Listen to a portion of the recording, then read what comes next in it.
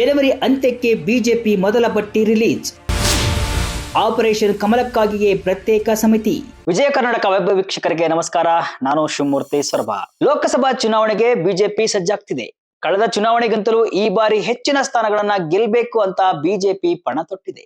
400 ಸ್ಥಾನ ಗೆಲ್ಬೇಕೆಂಬ ಟಾರ್ಗೆಟ್ ಹಾಕಿಕೊಂಡಿದೆ. ತನ್ನ ಈ ಗುರಿ ಸಾಧನೆಗೆ ಬಿಜೆಪಿ ಹಲವು ತಂತ್ರಗಾರಿಕೆ ರೂಪಿಸ್ತಾ ಇದೆ. ವಿರೋಧ ಪಕ್ಷದ ಪ್ರಬಲ ನಾಯಕರನ್ನ ಕೇಸರಿ ಪಾಳ್ಯಕ್ಕೆ ಸೇರಿಸುವುದು ಕೂಡ ಬಿಜೆಪಿ ತಂತ್ರಗಾರಿಕೆಯಲ್ಲಿ ಸೇರಿದೆ.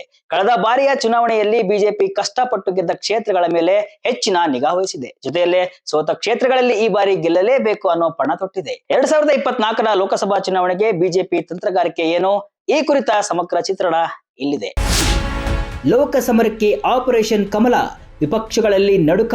ಈಗಾಗಲೇ ಆಪರೇಷನ್ ಕಮಲಕ್ಕೆ ಬಿಜೆಪಿ ಅಧಿಕೃತ ಚಾಲನೆ ಕೂಡ ನೀಡಿದೆ. ವಿರೋಧ ಪಕ್ಷಗಳ ಪ್ರಬಲ ನಾಯಕರನ್ನ ಬಿಜೆಪಿಗೆ ಸೆಳೆಯುವುದಕ್ಕೆ ಪ್ರತ್ಯೇಕ ಸಮಿತಿಯನ್ನ ರಚನೆ ಮಾಡಿದೆ. ಈ ಸಮಿತಿಗೆ ಸೇರ್ಪಡೆ ಸಮಿತಿ ಅನ್ನೋ ಹೆಸರನ್ನು ಕೂಡ ಇಡಲಾಗಿದೆ.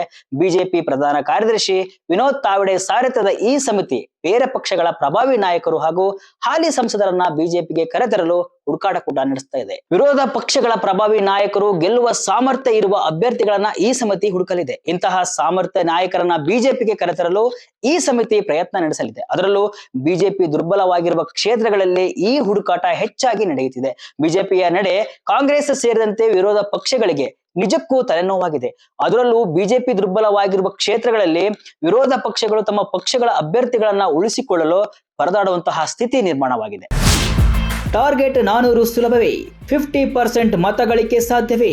ಈ ಬಾರಿಯ ಲೋಕಸಭಾ ಚುನಾವಣೆಯಲ್ಲಿ ಎನ್ಡಿಎ 400 ಸ್ಥಾನಗಳನ್ನ ಗೆಲ್ಲುವ ಜೊತೆಯಲ್ಲೇ 50% ಮತಗಳಿಕೆ ಮಾಡಬೇಕು ಅನ್ನೋ ಟಾರ್ಗೆಟ್ ಕೂಡ ಹಾಕಿಕೊಂಡಿದೆ. ಹೀಗಾಗಿ ಕಳೆದ ಬಾರಿ ಎನ್ಡಿಎ ಸೋಲು ಕಂಡ 160 ಕ್ಷೇತ್ರಗಳ ಮೇಲೆ ಹೆಚ್ಚಿನ ನಿಗಾ ವಹಿಸಿದೆ. ಇನ್ನು 2019ರ ಲೋಕಸಭಾ ಚುನಾವಣೆಯಲ್ಲಿ ಒಟ್ಟು 543 ಕ್ಷೇತ್ರಗಳ ಪೈಕಿ 436 ಕ್ಷೇತ್ರಗಳಲ್ಲಿ ಬಿಜೆಪಿ ಅಭ್ಯರ್ಥಿಗಳು ಸ್ಪರ್ಧೆ ಮಾಡಿದ್ರು.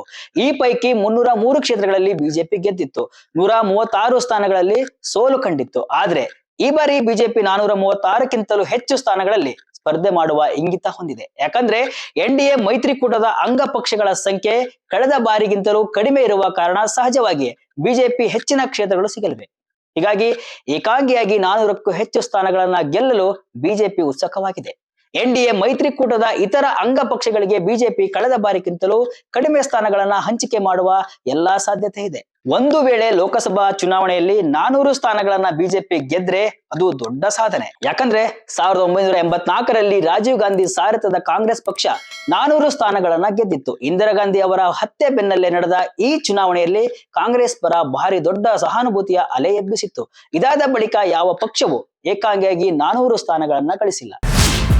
ಶೀಘ್ರದಲ್ಲೇ ಬಿಜೆಪಿ ಅಭ್ಯರ್ಥಿ ಪಟ್ಟಿ ರಿಲೀಸ್. ಈ ಬಾರಿ 400 ಸ್ಥಾನಗಳನ್ನ ಗೆಲ್ಲಲೇಬೇಕು ಎಂದು ಪಣ ತೊಟ್ಟಿರುವ ಬಿಜೆಪಿ ಇದಕ್ಕಾಗಿ ಭಾರಿ ಸಿದ್ಧತೆಯನ್ನ ಆರಂಭಿಸಿದೆ. ಜನವರಿ ಅಂತ್ಯಕ್ಕೆ ಅಥವಾ ಫೆಬ್ರವರಿ ಮೊದಲ ವಾರದಲ್ಲೇ ಲೋಕಸಭಾ ಚುನಾವಣೆಗೆ ಬಿಜೆಪಿ ಅಭ್ಯರ್ಥಿಗಳ ಮೊದಲ ಪಟ್ಟಿ ರಿಲೀಸ್ ಆಗುವ ಎಲ್ಲಾ ಸಾಧ್ಯತೆ ಇದೆ.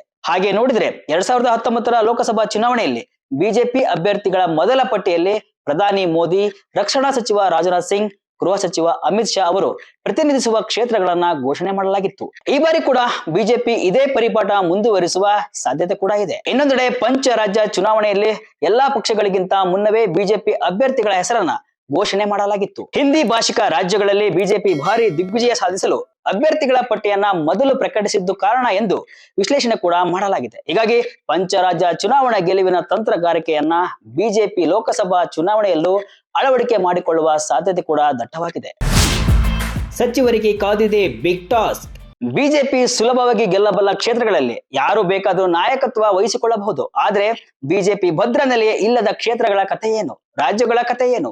ಇದು ಬಿಜೆಪಿ ಮುಂದಿರುವ ಅತಿ ದೊಡ್ಡ ಸವಾಲು. ಹೀಗಾಗಿ ಕಳೆದ ಲೋಕಸಭಾ ಚುನಾವಣೆಯಲ್ಲಿ ಬಿಜೆಪಿ ಸೋಲು ಕಂಡ 133 ಕ್ಷೇತ್ರಗಳಲ್ಲಿ ಪಕ್ಷವನ್ನ ಮುನ್ನಡೆಸಲು ಕೇಂದ್ರ ಸಚಿವರಿಗೆ ವಿಶೇಷ ಟಾಸ್ಕ್ ಕೂಡ ನೀಡಲಾಗಿದೆ. ಅದರಲ್ಲೂ ಕೇರಳ, ತಮಿಳುನಾಡು, ಆಂಧ್ರ ಪ್ರದೇಶ ಹಾಗೂ ತೆಲಂಗಾಣ ರಾಜ್ಯಗಳಲ್ಲಿ ಬಿಜೆಪಿಗೆ ಭದ್ರ ನೆಲೆ ಇಲ್ಲವಾದ ಕಾರಣ ಈ ರಾಜ್ಯಗಳ ಉಸ್ತುವಾರಿ ಯಾರ ಪಾಲಾಗುತ್ತೆ ಅನ್ನೋದು ಭಾರಿ ಕುತೂಹಲ ಕೆರಳಿಸಿದೆ. ಇದಿಷ್ಟು ವಿಜಯ ಕರ್ನಾಟಕ ವೆಬ್ನ ಇವತ್ತಿನ ಎಕ್ಸ್ಪ್ಲೇನರ್ ನ್ಯೂಸ್ ವಿಡಿಯೋ. ಇದೇ ರೀತಿಯ ಹಲವು ವಿಶ್ಲೇಷಣೆ, ಮಾಹಿತಿ ಅಷ್ಟೇ ಅಲ್ಲ, ಮನೋರಂಜನೆಯ ವಿಡಿಯೋಗಳಿಗಾಗಿ ವಿಜಯ ಕರ್ನಾಟಕ ವೆಬ್ಸೈಟ್, ಫೇಸ್ಬುಕ್ ಹಾಗೂ ಯೂಟ್ಯೂಬ್ ಪೇಜ್ ಫಾಲೋ ಮಾಡಿ.